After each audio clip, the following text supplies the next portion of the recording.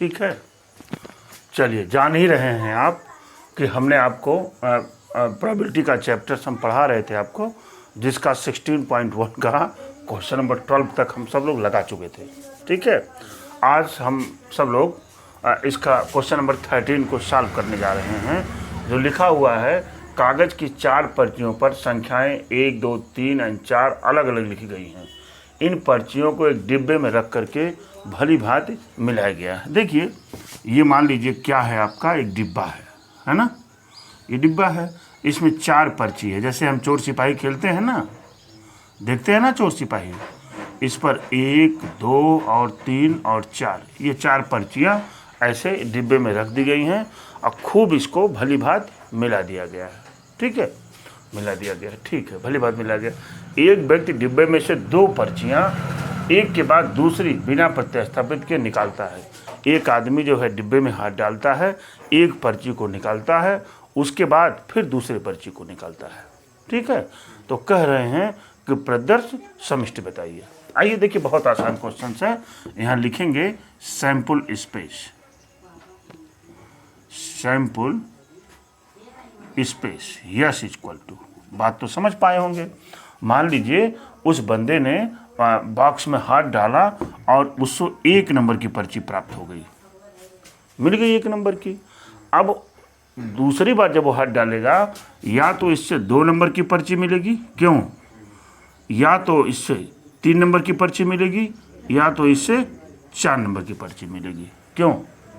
अच्छा, मान लीजिए ये तो ख़त्म हो गया 1 नंबर पर्ची मिलने पर।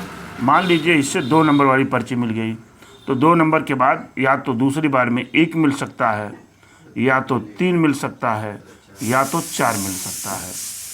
तीसरी बार जब हम गए, हो सकता है वो 3 नंबर की पर्ची उठा लिया हो, तो 3 के साथ 1 मिल सकता है, 3 के साथ 2 मिल सकता है, या 3 के पास 4 मिल सकता है। या हो सकता है वो 4 नंबर की पहली बार में पर्ची आ जाए, तो दूसरी बार में 1 आ सकता है, फिर 2 आ सकता है, फिर क्या आ सकता है, 3 आ सकता है। यही आपकी प्रदर्श समष्टि हो जाएगी। बात समझ पा रहे हैं ना। देखिए कितना आसान है ये। प्रोबेबिलिटी के क्वेश्चंस को हम ध्यान से पढ़ते हैं, सारे स्टेटमेंट पर गौर करते हैं, इसके बाद क्वेश्चंस को तुरंत सॉल्व कर देते हैं। ये इसका हो गया आपका सैंपल स्पेस। ठीक, हमारी बात ध्यान से देखिएगा। क्वेश्चन नंबर 14 की बात कर रहे हैं और उन्होंने लिखा क्या है, देखिए कितना मज़ेदार क्वेश्चन है। एक परीक्षण में एक पासा फेंका जाता है, एक परीक्षण में एक पासा फेंका गया। देखिए इस परीक्षण में हमने क्या किया, एक पासे को फेंक दिया, पासे को फेंक दिया ना, क्या परिणाम आएंगे आप जानते हैं ना। 1, 2, 3, 4, 5 और 6 परिणाम आ सकते हैं। पहला तो हो गया, फेंका जाता है, यहाँ तो हो गया। यदि पासे पर प्राप्त संख्या सम है, पासे पर प्राप्त संख्या सम है, तो सिक्का एक बार उछाला जाता है। अगर मान लीजिए जब पासे को हमने फेंका, तो मान लीजिए 2 आ गया ना, 4 आ गया, और क्या आ गया, 6 आ गया, ये हो गया। तो हम क्या कर रहे हैं, सिक्के को एक बार उछाल रहे हैं। तो एक बार उछालने पर या तो हेड आ जाएगा या तो टेल, या तो हेड आ जाएगा या तो टेल, या तो हेड आ जाएगा या तो टेल। ठीक है, बात तो समझ गए। दूसरी बात, और यदि पासे पर प्राप्त संख्या विषम है, तो सिक्के को 2 बार उछालते हैं। सिक्के को 2 बार उछालने पर कितने रिजल्ट आएंगे, 4। तो जब हम यहाँ पर देखिए, यहाँ पर चलते हैं इस पर, तो यहाँ पर क्या मिलेगा आपको, ये देखिए ध्यान दीजिएगा। 3 पर चलेंगे, ये देखिए, और 5 पर चलेंगे, तो ये देखिए 4, ये चीज़ें मिल गई आपको।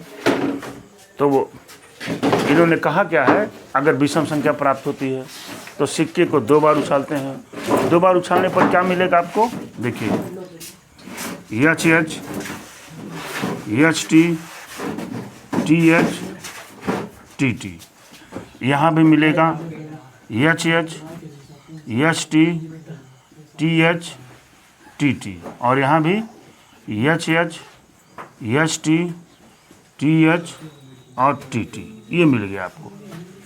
एक बार फिर से क्वेश्चन को मैं रिपीट कर रहा हूँ। एक परीक्षण में एक पासा फेंका जाता है, तो जब पासे को फेंकेंगे तो 6 परिणाम आ सकते हैं, 1 2 3 4 5 6। ठीक है, यदि पासे पर प्राप्त संख्या सम है, यदि सम है यानी इवन नंबर है, यानी 2 है, 4 है, 6 है, तो सिक्के को एक बार उछालते हैं। तो एक बार उछालेंगे तो फिर हेड टेल आएगा। ठीक है, अच्छा। और यदि पासे पर प्राप्त संख्या विषम है तो सिक्के को 2 बार उछालते हैं। तो विषम पर 1 पर 2 बार उछालेंगे 4 रिजल्ट आएंगे, 3 पर उछालेंगे तब भी 4 रिजल्ट, और 5 पर उछालेंगे तब भी 4 रिजल्ट। अब इन सबको एक बॉक्स में हम रख देते हैं जो सैंपल स्पेस हो जाएगा। अब यहाँ लिखेंगे हम sample space equal to sample space equal to S equal to, ये मिलेगा। पहले आप 1 से चलिए, तो जब आप लिखेंगे 1 तो क्या हो जाएगा, एच होगा कि नहीं, 1 1 एच टी, फिर 1 टी एच, और फिर 1 टी टी। क्यों जी प्रांजल? अब 2 पर चलते हैं तो 2H और क्या 2T हो जाएगा कि नहीं, ये बोलो भाई। अब 3 पर चलते हैं तो 3HH 3HT 3TH 3TT, है ना। फिर क्या हो जाएगा, 4 पर चले तो 4H और क्या 4T। 5 पर चले तो 5HH 5HT 5TH 5TT। फिर 6 पर चले तो 6H और ये क्या हो गया 60। इस तरह से ये आपके सैंपल स्पेस हो गए, जिसकी चर्चा इन्होंने किया था अभी अभी। बात तो समझ पाए Aditya? Are you getting my point? अभी मैं एक बार और रिपीट करता हूँ इसको, है ना, फिर आप बखूबी सारी चीज़ों को समझ पाएंगे। आप एक काम करिएगा, हमारे इस वीडियो लेक्चर्स को बिल्कुल सीरियल वाइज देखिएगा, हर चीज़ समझ में आ जाएगी आपको। देखिए कह रहा ये कॉइन इज ट्रांस्ड, एक कॉइन इज ट्रांस्ड।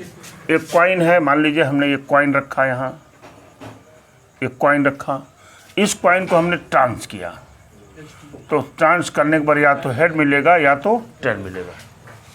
एक कॉइन है, हमने इसको ट्रांस किया, या तो हेड मिलेगा या तो टेल मिलेगा। ठीक है, फिर कह रहा है if it shows a tail, अगर इस पर टेल दिखता है, मान लीजिए टेल आ गया, ठीक है, तो we draw a ball from a box which contains 2 red and 3 balls. ये देखिए एक बॉक्स है, ये बॉक्स है, इसमें 2 रेड कलर की बॉल है और 3 ब्लैक कलर की बॉल है।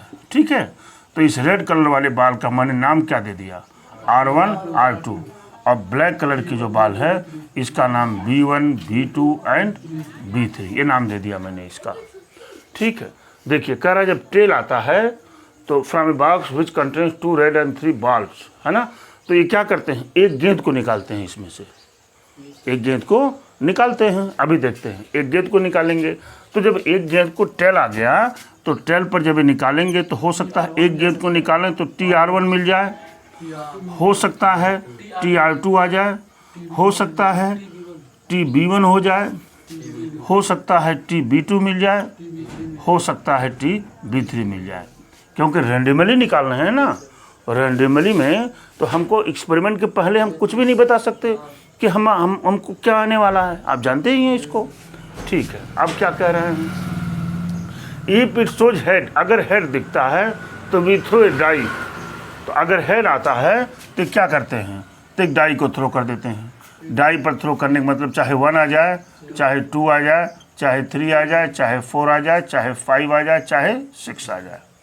इतनी चीज़ें हमारी इस क्वेश्चन से निकल करके आई हैं, सबको एक में पिरो दीजिए एक बॉक्स में और वही सैंपल स्पेस हो जाएगा। आइए, तो कुल मिला जुला कर अगर हम सैंपल स्पेस की बात करें तो जितनी संभावनाएं होती हैं उन सारी संभावनाओं को एक बॉक्स में बंद कर देना एज ए यूनिवर्सल सेट की तरह। जैसे सेट थ्योरी में हम यूनिवर्सल सेट बनाते थे ना, उसमें सारी चीज़ें रहती थी, है ना, उसी में से कोई एक सेट निकलता था, ABCD आपस में कोरिलेटेड होते थे वो।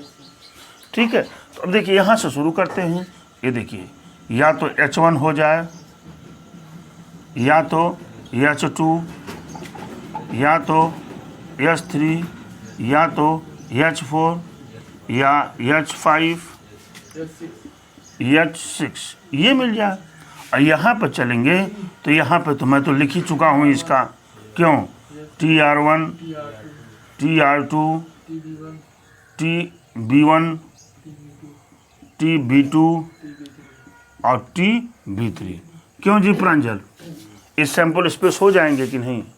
आपसे बता तो रहा हूँ कि प्रोबेबिलिटी चैप्टर बहुत इंटरेस्टिंग, बहुत मज़ेदार और बहुत आसान है। ये बस थोड़ा सा सावधानी पूर्वक क्वेश्चंस को पढ़ना है, और पढ़ने के बाद जो भी ऑपरेशन करने की बात कर रहे हैं उसको आप कर देंगे, आंसर्स आपके तुरंत आ जाएंगे। ठीक है, अब हम लोग आपको एक्सरसाइज 16.1 के लास्ट क्वेश्चन पर ले चल रहा हूँ। क्वेश्चन नंबर 16 देखिए, ये जो क्वेश्चन में 16 की बात कर रहे हैं, कह रहा है ये die is thrown repeatedly until 6 comes. एक डाई को तब तक थ्रो किया जाता है जब तक 6 आ नहीं जाता। ठीक है, एक डाई को तब तक थ्रो किया जाता है जब तक 6 आ नहीं जाता। ठीक है, what is the sample space for this experiment? इस एक्सपेरिमेंट के लिए सैंपल स्पेस बता दीजिए, इसकी बात कर रहे हैं। कभी कभी आप देखते हैं जब हम लूडो खेलना शुरू करते हैं तो 6 से हमारा घर का दरवाज़ा ओपन होता है। ठीक है, तो कभी कभार हम लोग क्या देखते हैं, फोन का देना तो लगे।